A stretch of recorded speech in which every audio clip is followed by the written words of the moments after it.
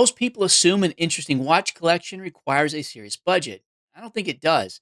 Now, these four watches cost me a combined total of $1,128.28. Now, that's before taxes, shipping, and even some import taxes that were incurred there. This is a Shinola Runwell, a Hamilton Automatic GMT, a Glycine Swiss Automatic Dive Watch, and finally a Casio with a Moonphase complication.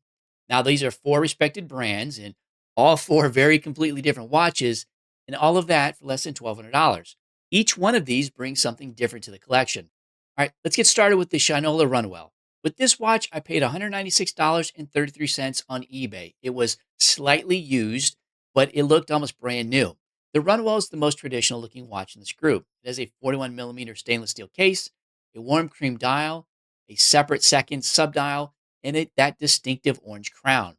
Now, inside is Shinola's Argonaut 1069 quartz movement, and Shinola assembles and tests its Argonaut movements in Detroit using Swiss and imported components. So it's the only American assembled watch in this list.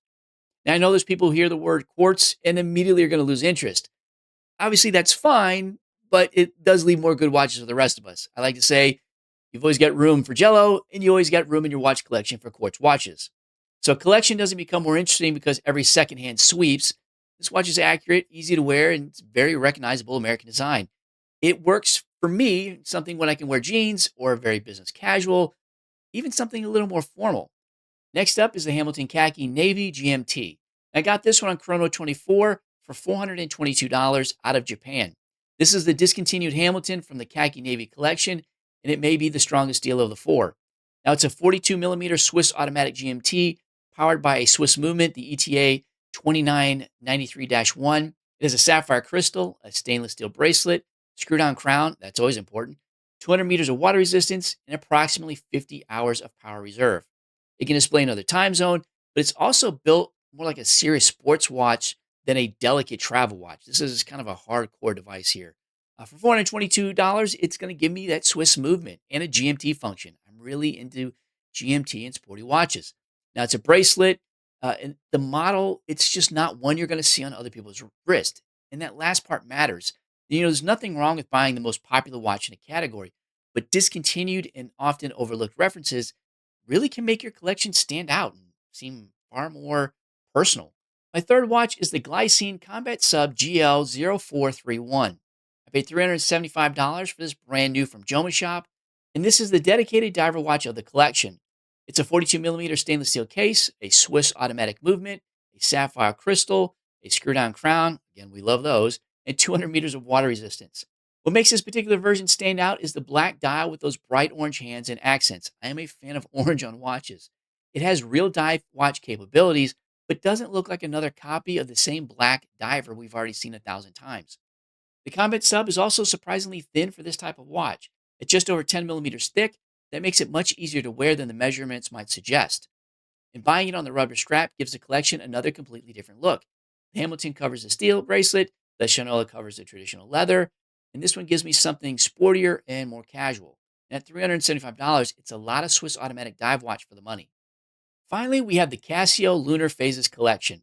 I paid $134.95 for this one over on Amazon. And this might be the watch that gets the most questions. Easily, it's the one people come up to me and talk about the most. It's a 34 millimeter wide stainless steel case. It has a leather strap and a separate display for the day-date Moonphase. It also has 50 meters of water resistance. And it looks far more expensive and unusual than the price suggests. Now, that's something that Casio does incredibly well.